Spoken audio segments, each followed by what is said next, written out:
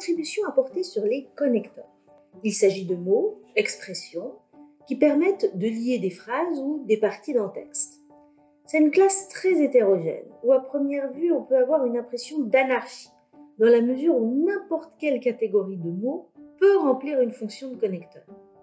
Même si on pense immédiatement aux fameuses conjonctions mais, ou, et, donc, or, ni, car, la classe est en fait infiniment plus riche.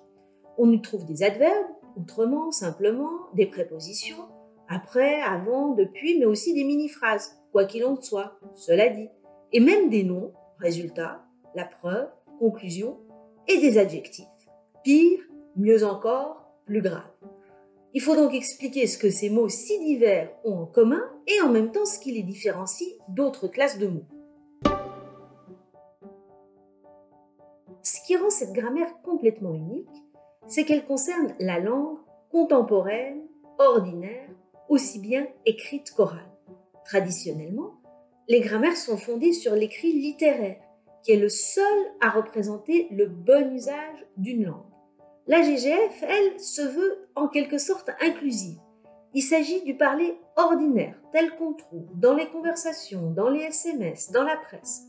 Pour les connecteurs, par exemple, toutes les formes ont été prises en compte, y compris celles condamnées par l'Académie comme au final, qui est de plus en plus utilisée tant à l'oral qu'à l'écrit.